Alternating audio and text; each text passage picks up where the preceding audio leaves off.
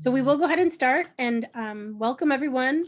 I'm just going to talk briefly. Thank you to Professor John Lyons for being here. Many of you are familiar with him, I'm guessing, since you're participating in this.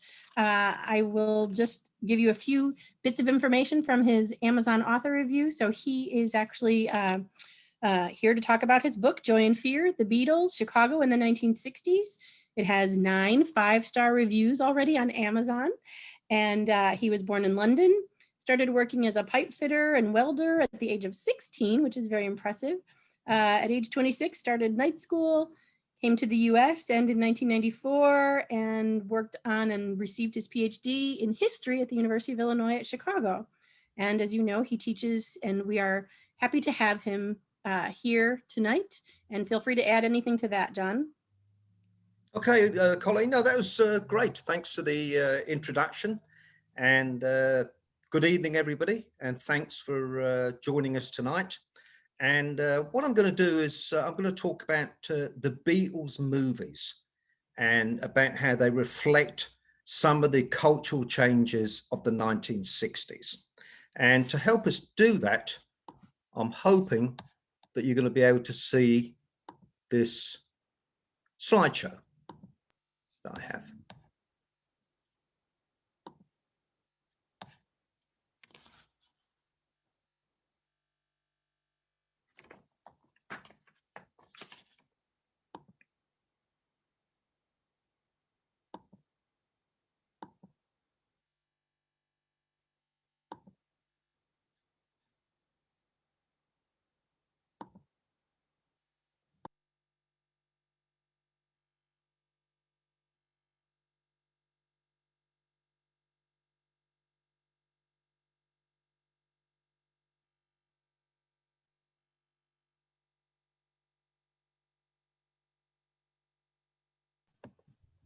John, you're muted.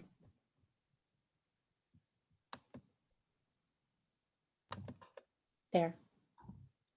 Okay, yeah, I'm just having a slight technical problem. I'm trying to just open the slideshow up. I can see it on the screen. Yeah, this just needs to go. Here we go. There we go. Okay.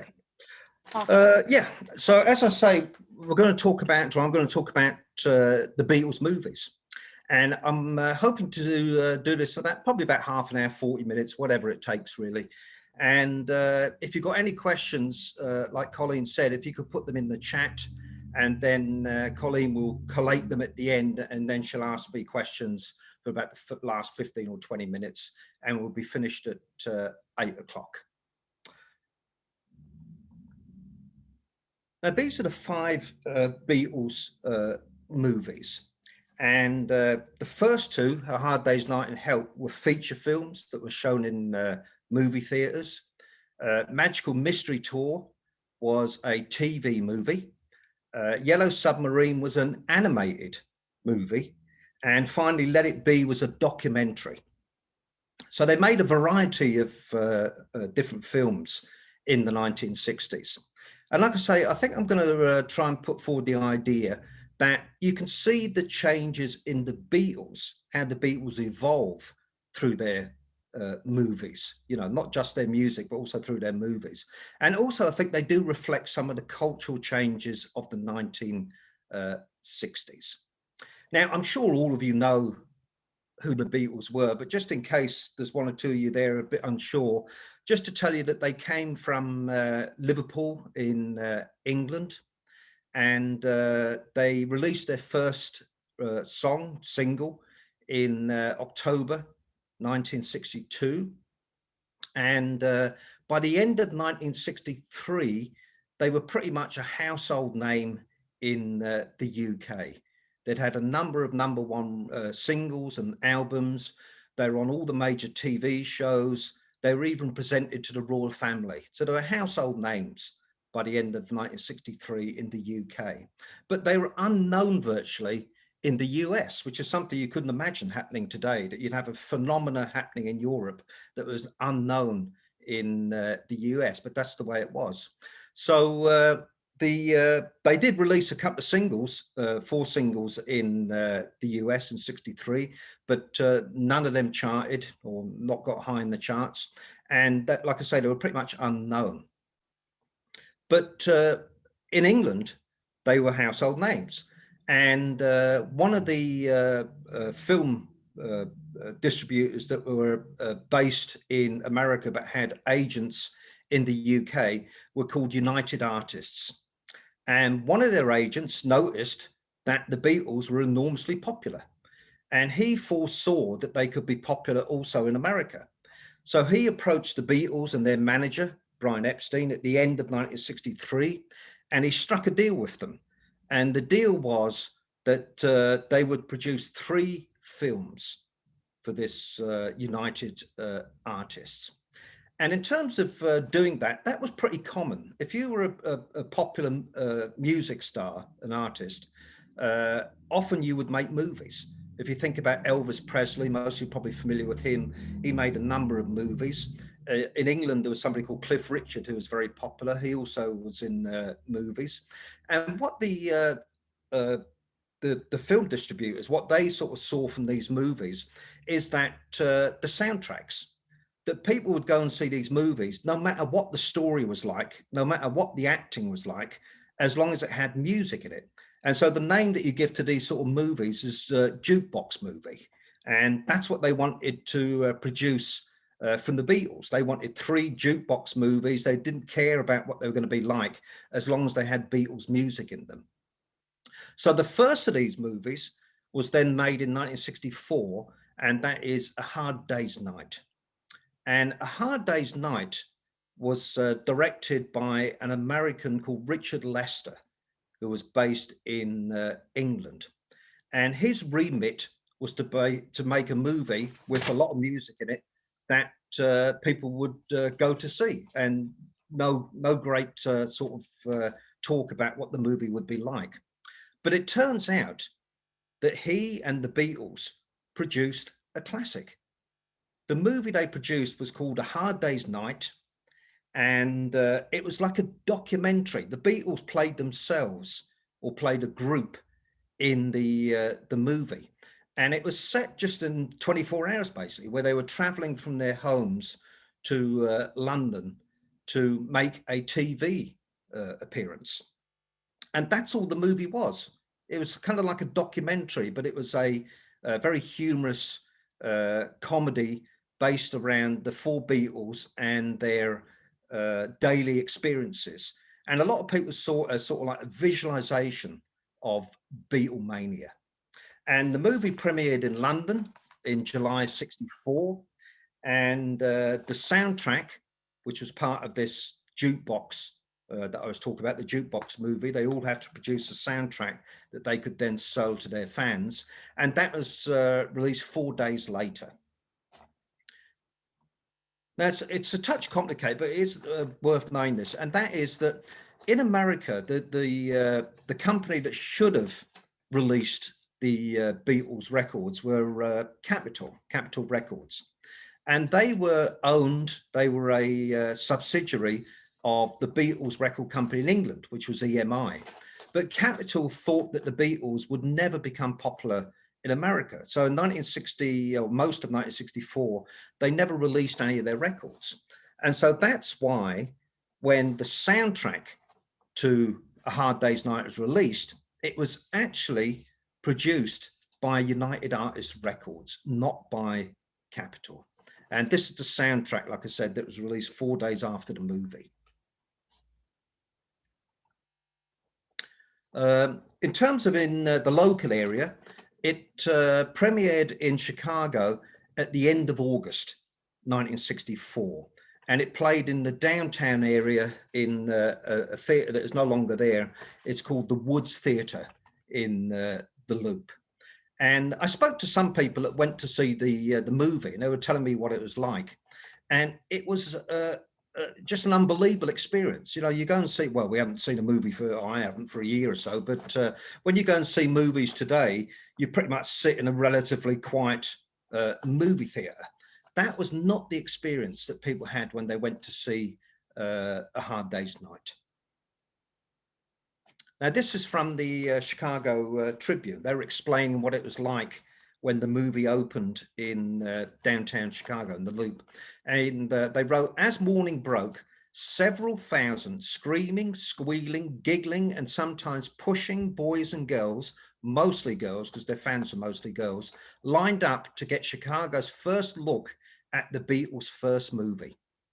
When the doors to the theatre opened at 8 a.m., the first movie was going to be shown at 9 a.m., two 13-year-old girls suffered injuries as the surging crowd pushed them through the theatre's glass door.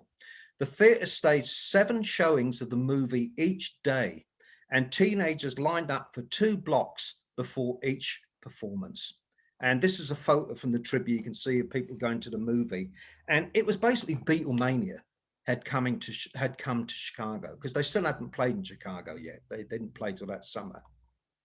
Now, it also played in other places, including Joliet, and it played at a place called the Mode Theatre in downtown Joliet. And these were the tickets that they gave out to people that went to see the movie. You can see a very nice sort of memento of going to see A Hard Day's Night. Anyway, I spoke to Kim Holden, who was a teenager at the time, and she went to see the movie. And this was her experience of going to see A Hard Day's Night in Joliet. My dad dropped a group of us off at a music store in downtown Joliet at 4 a.m. to wait in line to buy tickets just for the movie. The movie did not disappoint. It can only be described as hysteria. Just imagine about 300 teenage girls screaming at the top of their lungs for no legitimate reason. It was a movie, so the Beatles couldn't hear us. I never actually heard anything in the theatre when watching the movie. I first heard the actual dialogue or the storyline when the movie came out on TV. And that was the experiences of a lot of people that went to see the movie. They never heard a word of the movie because there was so much screaming going on in the theatres. Now, the other thing about Hard Day's Night is that it was a movie that sort of showed the individual Beatles' personalities. They're all very humorous, but they also had slightly different personalities. You had the clever John Lennon, you had the quiet George Harrison, you had the cute Paul McCartney, and you had the affable Ringo Starr. And all of these personalities really came out in that movie. And I think they cemented these ideas in the popular imagination about what the Beatles were like. And it wasn't just enjoyed by the teenage girls that went to see the movie. It also was enjoyed by the movie critics. People that up to them were no great fans of the movie, of the Beatles. So anyway, this is Constantine Fitzgibbon in Life magazine. And she was first skeptical of the Beatles, like most adults were. And she said, now I have seen their film A Hard Day's Night, and I am ready to agree that their fantastic appeal makes sense. It converted a lot of people to the Beatles.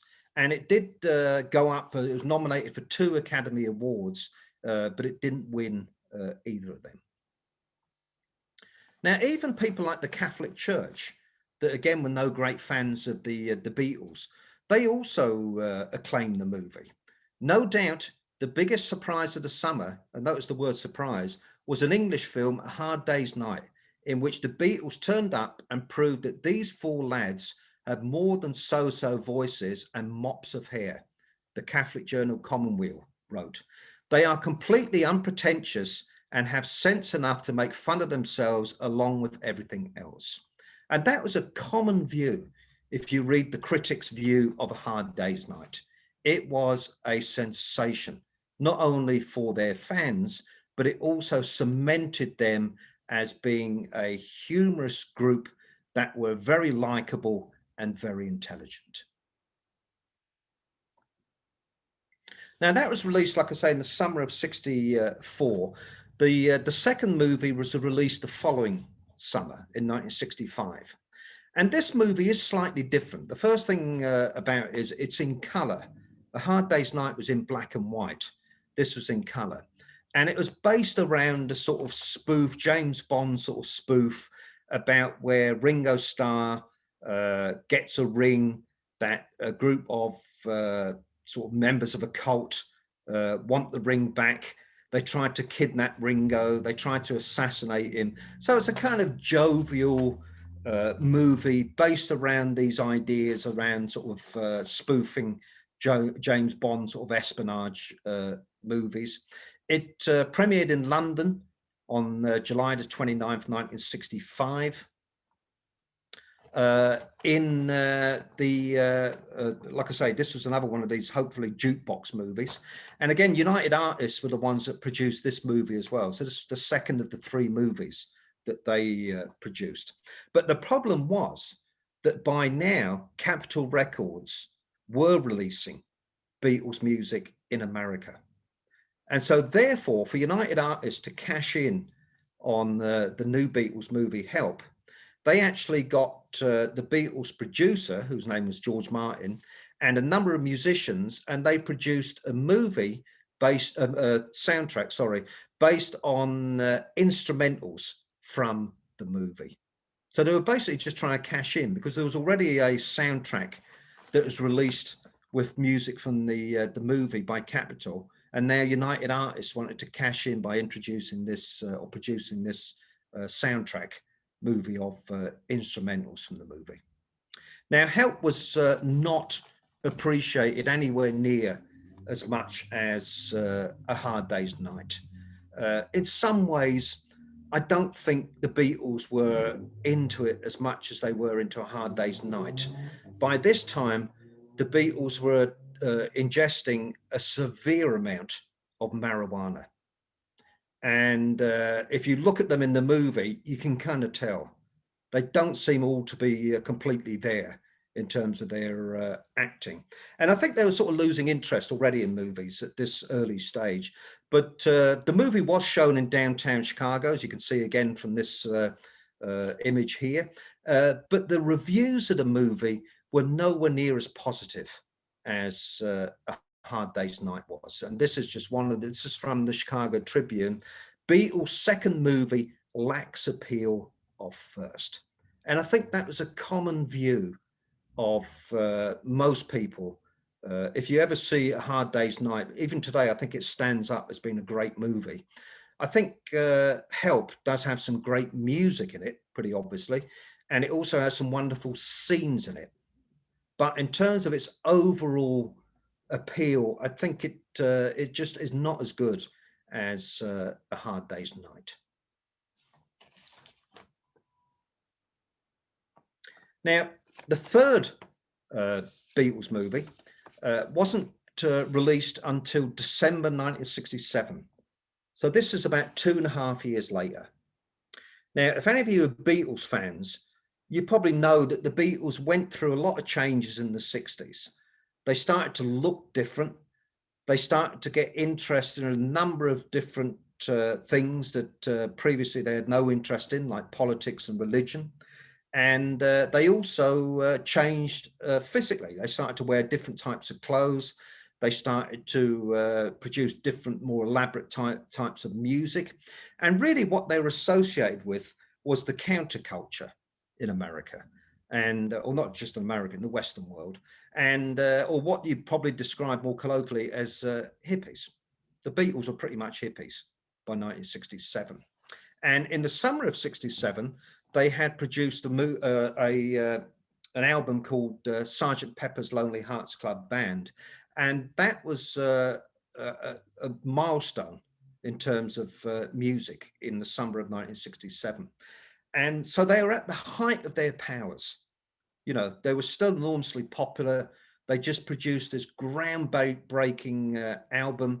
They were getting praise from everywhere. And in some ways, I think it went to their head. And they started to think that they could do anything. And the other thing that went to their head was a drug. And that drug was called LSD.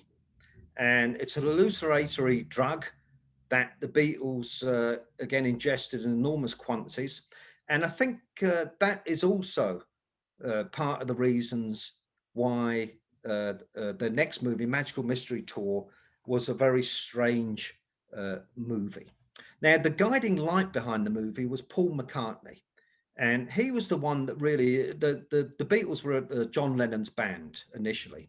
And he was sort of taking, I'd say by about 66, 67, he was taking more of a backseat in the band, and Paul McCartney was becoming much more, sort of vocal in what he wanted the Beatles to do. And this was definitely his idea, Magical Mystery Tour. But anyway, so what was it?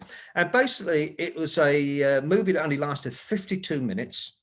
It debuted on British TV on December the 26th, 67, which is Boxing Day in England. It's a holiday in England. They have Christmas Day on the 25th, and then the 26th is another holiday called Boxing Day. And so this was shown prime time Boxing Day, a huge event. The only slight problem was it was a disaster.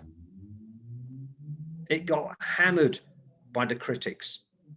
It was 52 minutes long, but it seemed like 52 years long.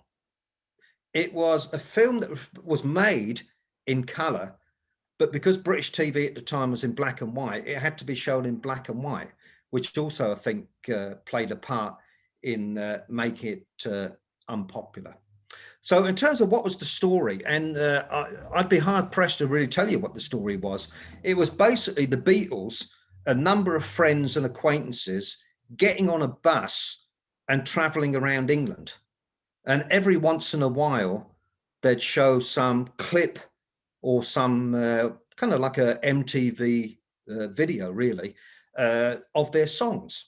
So again, the movie is just, it hasn't got a coherent narrative. It doesn't have any great acting because all they're doing is basically playing themselves wandering around Britain. And but the one thing again that saves it is the music. And some of the scenes in it are, today I think we can see now that they really are excellent when we see them in color. And that was because the music was so good. And what they were doing with this film is, I think, they were beginning to produce what became known later on as music videos. MTV was the first sort of major music television that showed videos. And but I think the Magical Mystery Tour was kind of like a prototype of the videos. So anyway, would I recommend Magical Mystery Tour? The good thing is it's only 52 minutes long, so it won't take up too much of your time. And it has got some excellent music in it. But like I say, it was panned by the critics. And I'm going to just read out a couple of things if I've got them written down here. Yeah, the Daily Express in England called it blatant rubbish. And the Daily Mail joined in by calling it appalling. So I don't think they liked it. But anyway, so in terms of the Magical Mystery Tour, it was pretty much their first real disaster. It was the first time where the Beatles tried to do something. They tried to do something that was different and unusual, but I think it kind of went to their heads, not just the LSD, but I think their fame and the fact they could do anything. And they produced a movie that I think you'd have to say wasn't the best, really.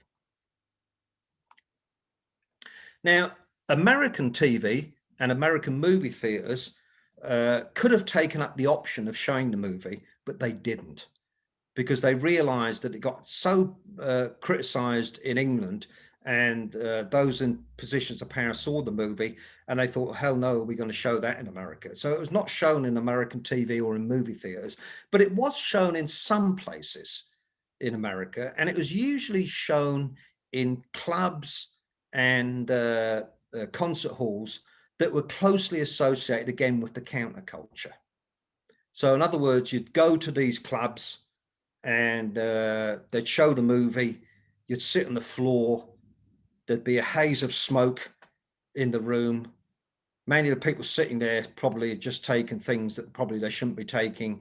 And that was basically the ambience for watching a Magical Mystery Tour.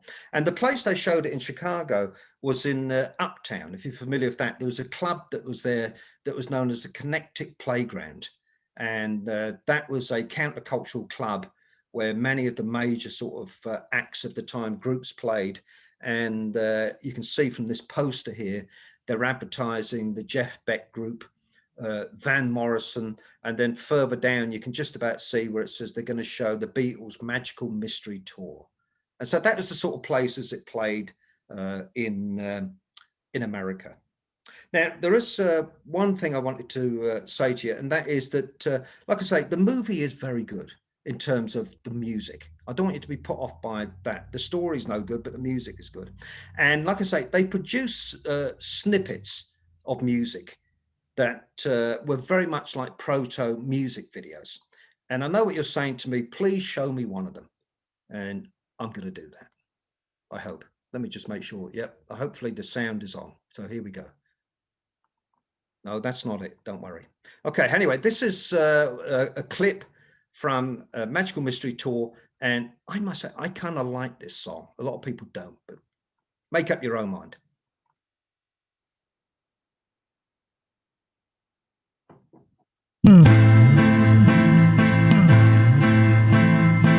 So get up and dance to a song that was a hit before your mother was born.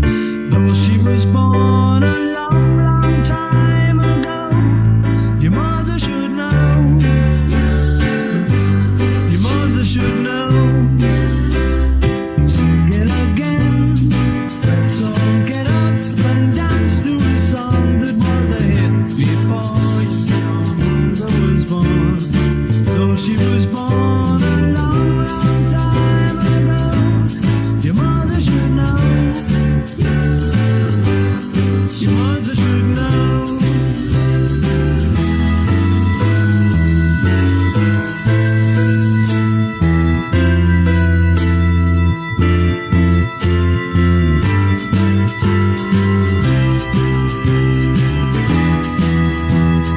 Lift up your hearts and sing me a song that was a hit before your mother was born. Though she was born a long, long time ago, your mother should know. Your mother should know. Your mother should know. Your mother should know.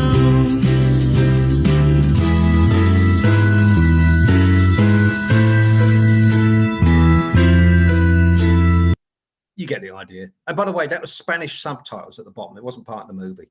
But anyway, so yeah, so that Magical Mystery Tour, probably not a great film, but it did have some good scenes in it based around Beatles music and very much around music videos, I think, proto music videos. Now, because it was not released in America as a commercial movie, it was not part of the United Artists agreement with the Beatles. If you remember, they agreed to do 3 films. A Hard Day's Night was 1, The Help was 2, but then they wouldn't accept Magical Mystery Tour as the 3rd. Okay, and the 4th Beatles movie, United Artists also wouldn't accept this as part of their agreement. And the reason is because the Beatles never appeared in it. They appeared in it right at the end for a couple of minutes, but that was basically it. And that's because it was an animated film. It was a film that was, again, I think ahead of its time in many ways. But the reason why it was tied into the Beatles is because 4 cartoon characters were the Beatles in the movie. And the voices were not even voiced by the Beatles. They were voiced by actors. And this film, again, I think it's pretty much a classic, especially for kids. A lot of kids are introduced to the Beatles through this movie. And again, it does have some great scenes in it and some great music. You know, there's no doubt about that. And it was released in the UK in the summer of '68. And then in America in November '68. And it did play in movie theaters, this one. And this was certainly praised by critics, and many people today say that they were very influenced by the Yellow Submarine. But anyway, in terms of the story, they kind of mixed some of their older kind of music or music that they'd made a little bit earlier, some ideas. And so the story was about music loving people in Pepperland who were being harassed by the Blue Meanies.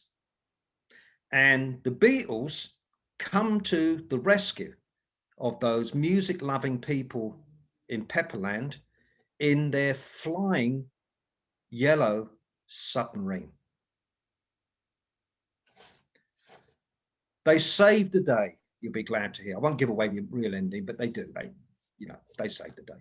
But anyway, the movie did have a lot of countercultural segments to it, and including some of the music they included on the film. One of the songs they had on the movie was "All You Need Is Love," which is very much a countercultural sort of cornerstone, and also "Yellow Submarine," pretty obviously, and also "Lucy in the Sky of Diamonds," which again is a song that's closely associated with the counterculture in their pantheon of songs.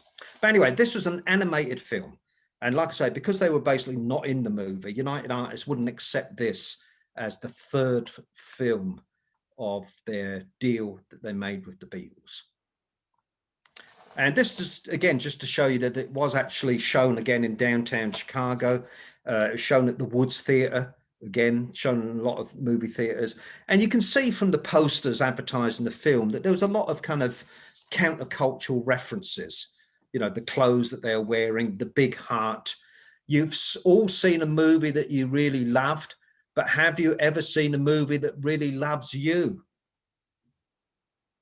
Have you, Colleen? I haven't. Probably Oh, not. you have? I don't know. There's not many. Let's put it this way: there's not many movies that you can say they love you. But anyway, that's the selling point of Yellow Submarine. But anyway, so that was the fourth movie that the Beatles made. So we had the two feature films. We had Magical Mystery Tour, which was a TV movie, and then the fourth one was this animated movie that was Yellow Submarine. The final Beatles movie I want to talk about is Let It Be. Now, this movie does complete the trilogy.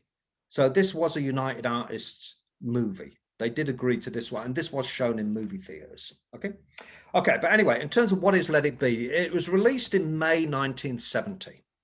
And for those of you that are Beatle fans or have studied the Beatles or whatever, you might know that they broke up in April 1970. So in other words, this movie came out just after the Beatles broke up. And in terms of the movie, it was a documentary, a full-blown documentary. And again, it was Paul McCartney's idea. And he thought it was a good idea to allow people to film the making of a record. So you would basically see in the big screen how the Beatles made a record. And so they met in January 1969 in a cold, dark studio outside London. And they were surrounded by camera crews and sound equipment as they tried to produce their music. The Beatles never liked getting up early in the morning, but to do this, they had to. So it had an atmosphere that was a little bit tense, to say the least. And there's a lot of stories about Let It Be. Some people have sort of said that the Beatles were basically breaking up in January '69. That you could see that that they were not getting on at all. And one or two clips from the movie does actually show that. Not that much actually, but one or two clips does sort of show a bit of tension between them. But there was also the fact that they, like I say, they were up early in the morning, are surrounded by movie. It's very difficult to deal with, and so it does have a little bit of a dour sort of reputation, because people like to see the Beatles as these sort of like happy people that we saw in A Hard Day's Night or in Help, and what we see in Let It Be, I'm afraid, is people that don't seem to be getting on too well with each other. Now, this was also an album that was released also called Let It Be. And in terms of the movie, it did win an Academy Award for Best Music Original Sound Score. So song score, sorry. And so this was the one movie that did actually win an Academy Award. And like I say, a lot of people, they think that they were disappointed by Let It Be, because when it came into the movie theaters in May, a lot of people were already a bit upset that the Beatles had broke up in April 1970. And now you had this movie that was kind of like showing them breaking up, if you can get my drift. So, you know, there are a lot of people I think were disappointed, especially big fans of this. But anyway, I think, again, it's the original was a good movie. I think it is. I think it's nice to see sort of musicians working and how they work. And again, it does have some great music on it. And of course, the end of the movie is maybe something that you will be familiar with. And that is they had to play, or the climax of the movie was when they were going to play some of this music in a concert. And they came up with all these great ideas about where they should play this concert. But nothing ever seemed to work. And in some ways, it kind of shows you that they just wanted to get it over and done with, because they ended up going onto the roof of Apple Corps, which was their company, and they performed some of the songs up there for the movie. And some of them are extremely, you know, or some of the clips from this concert on the roof are very iconic. You know, they played very famous songs, one of them being Get Back, famous song that the Beatles produced at the end, and other songs as well. And, you know, and the other reason why it's very iconic is because it was the last time they played together in public. And so that concert on the roof does have a lot of sort of, you know, sentimental value for Beatles fans. And again, I can hear people at the back shouting to me, please play some of the Rooftop Concert. And I'll just play a little bit, just to give you, some of you have probably seen it, but for those that haven't, it was on the roof of Apple building in central London. And that's enough. Anyway, so yeah, so that's a concert that they played in the Rooftop in early '69. That was the last time they performed together in public. And when that movie was released in May 1970, that movie then became the 5th and last movie of the Beatles. And the fact that the movie showed them breaking up, I sort of think really sort of completes the circle, where A Hard Day's Night was a movie about Beatlemania, really, and then Let It Be was about the breakup of, or illustrate the breakup of the Beatles. Now, if any of you are interested in the Beatles and you want to find out a little bit more, I do post stuff about the Beatles on social media, if you want to look on Twitter or Facebook or Instagram. And also this book that I published, I think it was last month it came out, but the library does have copies of it. So you don't have to buy it if you don't want it, you can get it at the library. But it goes into a lot of detail about the Beatles, their movies and their times in Chicago. They came to Chicago 3 times, 64, 65, 66. So anyway, that's it. So if you've got any questions, put them in the chat, and Colleen, I'm sure, will very kindly pass the questions on to me. Yes, yes. So if I know the answer, I'll tell you, and if I don't, I'll just have a clue. So shall I get rid of this, stop this sharing? You don't want to see this, do you? Or do you? Or would you like? While you're doing that, I'll just share some of the comments, because there were just some comments as well. Appreciation for the art direction in Yellow Submarine. The scene, somebody said they mentioned the scene with the tiger in Hard Day's Night. Somebody said they never heard of that song that you played, so that was good. One? Your Mother Should Know. Oh, I think that's a classic. A lot of people don't like it. I actually didn't know it either, so, but that doesn't. You like it as well, Colleen? Pardon me? Do you like it? Yes, I do. Yeah, and I'm a music person. I'll share. I have a daughter who took a whole Beatles class actually at University of Southern California in their pop music program. So yes, so I have a music family. Yeah. But and then someone else commented that they thought they had marijuana the first time with Bob Dylan. I'm not sure where that came from, but that does seem to, now again, I'd say that's 99 or 95% true. Because, that is sort of an iconic. They met in New York, and by all accounts, when Bob Dylan met them, he thought that they must have been people that were heavily into marijuana, because one of their songs, he actually misheard it. He thought they were saying, "I want to get high, high, high," and so anyway, that was not the They said they want to get high, but that was not in the song. But anyway, so he was surprised when they said they hadn't taken it before. But whether they had or not, they might have taken it when they were in Hamburg in Yeah. Germany. But yeah, iconically, Bob Dylan is Yeah. given credit for Right. passing on the So, to the Beatles. So in the chat for all of you, there's also a comment that says, I really enjoyed this and love to be part of another.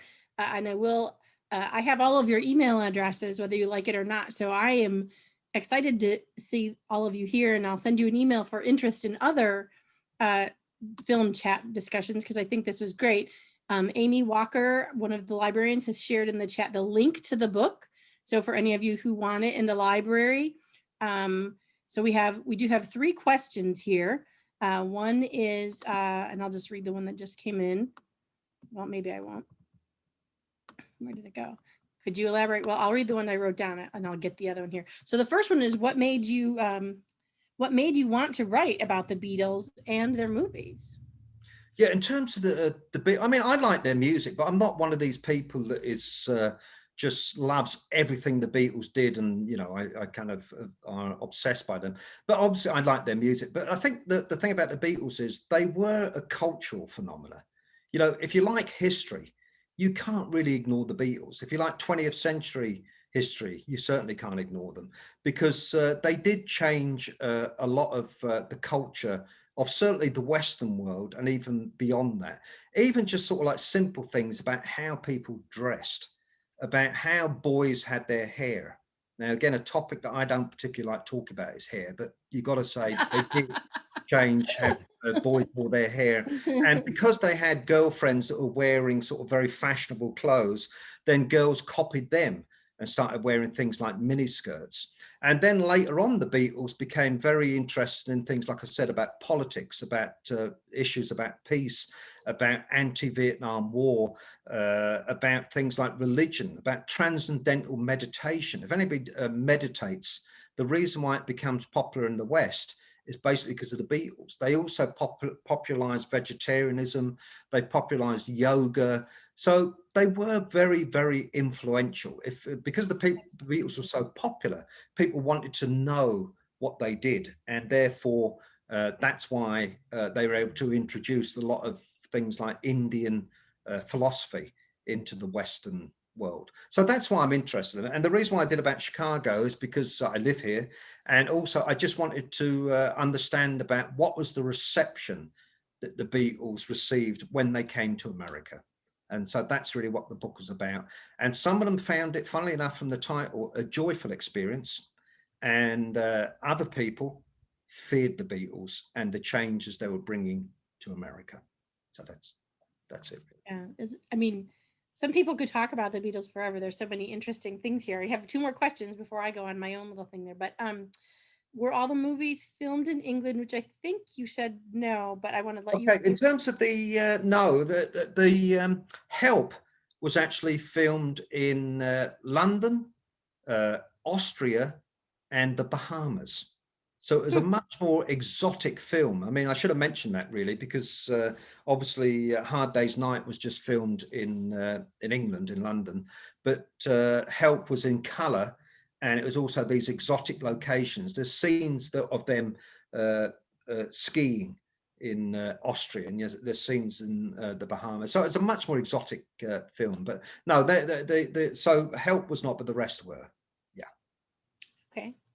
And then someone asks if you can elaborate on the time that Lennon said the Beatles were bigger than God.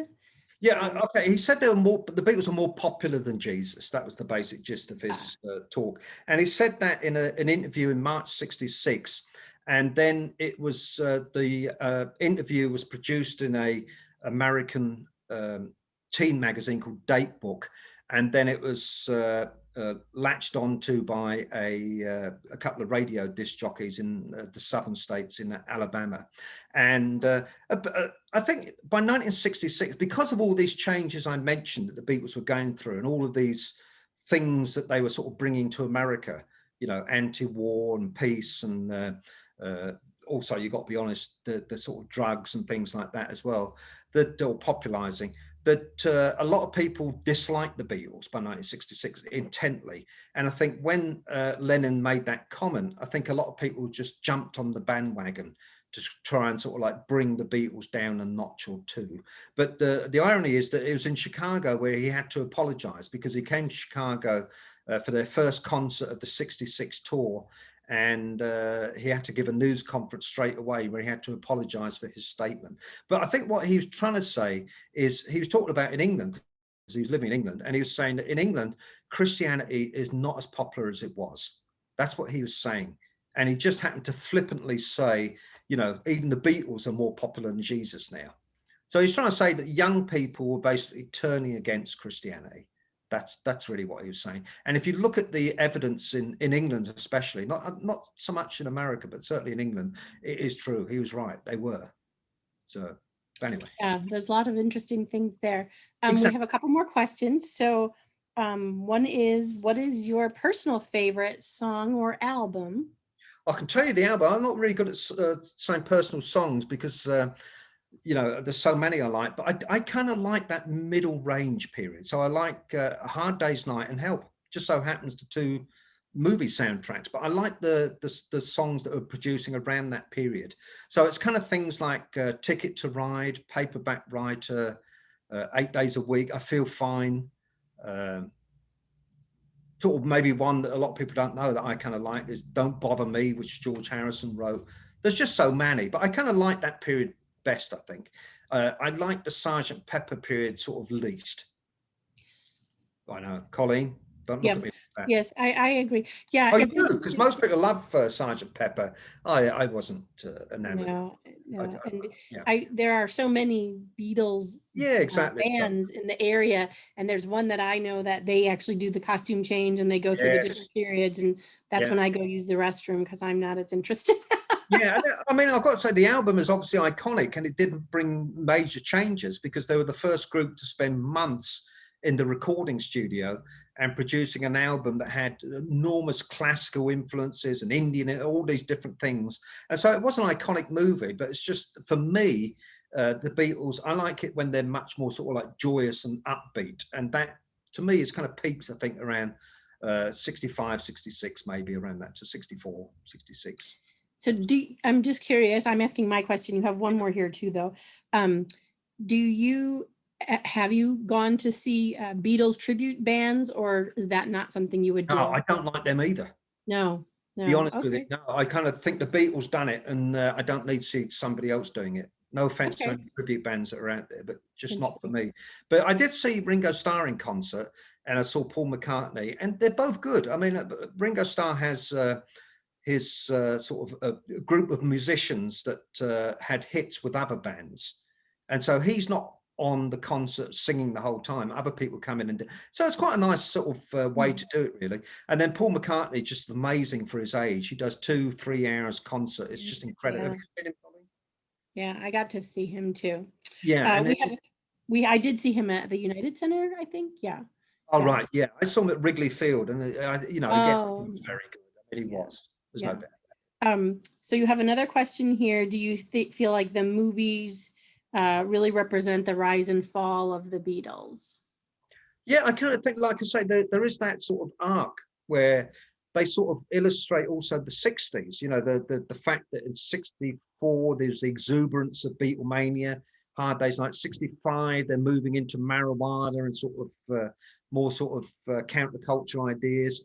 Then that's LSD, when you get into Magical Mystery Tour, and Yellow Submarine is much more countercultural. And then Let It Be is basically a movie, really, that illustrates in many ways the breakup of the Beatles. So it's a lovely arc. Their 5 movies really does, you know, go right over the Beatles' history, really. There's another question which you answered partly. You said Ringo Starr and Paul McCartney, and someone asked if you ever actually saw the Beatles in concert. Far too young. Whoever asked, get that person's name. Okay? I'm in the same club.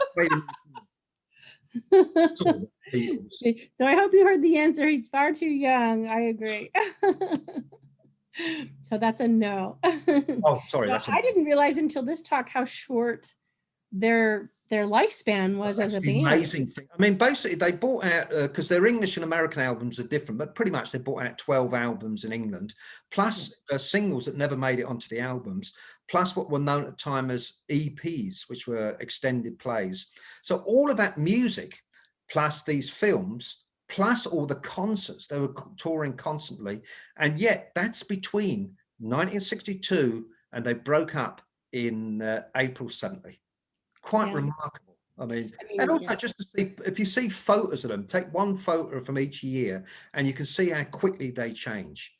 You know, it's amazing. The 60s was amazing for just that, so quick that things change, you know, overnight. I mean, when you think about some of the bands now who've been playing and it's the same songs many years, I'll date myself, but you know, REO Speedwagon or Bon Jovi or Rolling Stones, I mean, they've been playing forever and the same people, many of them still. So Kansas. In the 60s, it was very brave of them to sort of like do new things, because at the time it was accepted that if you had a hit record, you just kept doing the same thing. The next record should sound exactly like the hit. Why was that a hit? Because it had an organ in it. So the next record must have an organ in it. But they basically said, as soon as I've done something, I don't want to do the same thing again. And that's what made them quite remarkable as well. That's true. All right. Any other questions from anyone? I think we got everything here.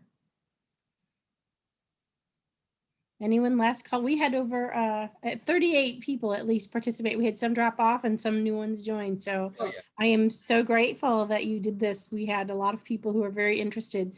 Were any of you, can you just tell me, was there a class that all of you are in or many of you are in, or you just actually learned about this? I know you have to type, sorry. Oh, here's another one. Do you have any thoughts on the Peter Jackson documentary? Yes, someone mentioned that there's should have mentioned that. Well, thank you for reminding me. Yes. Because I mentioned about Let It Be. A lot of people were disappointed with that because they thought that it was kind of like presenting the Beatles as kind of like in a period of tension and not getting on too well. And they said that, you know, when it was first made, that they cut out all the parts where they're having a good time and concentrated on the parts where they're not getting on together. So Peter Jackson, the one who did, is it Lord of the Rings he did? He's producing, or he's directing this film now using the same material, which they had a lot more of, but he's making a film. I'm a little bit worried about it because I think they're going to show a more positive view of the Beatles, but it's also, I believe, produced by Disney. Oh. Well, Disney always likes to make everybody happy endings, exactly. Right? We'll see, but I'm looking forward to it because it's supposed to, you know, it's supposed to look really good, the movie. Yeah, I think it's supposed to be coming out in August. Someone else mentioned. Yeah, they keep sort of like pushing it back, you know, but sometime, hopefully at the end of the year, you know, if we ever go to movie theaters again. Yeah. Someone has, yes, history. Oh, Great Britain. Okay. So that's I teach class in British history. So yes, thank you if you're from my British history class. Yes. Had That's the nearest I get to teach you a British Beatles class. Yes. Does anyone else have any comments or feel like you need to be unmuted? You want to say something? We can do that now. Or questions?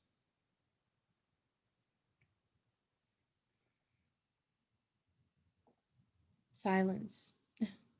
Well, I'm glad your clips worked, John. That was all great. I was worried about that, I must say, because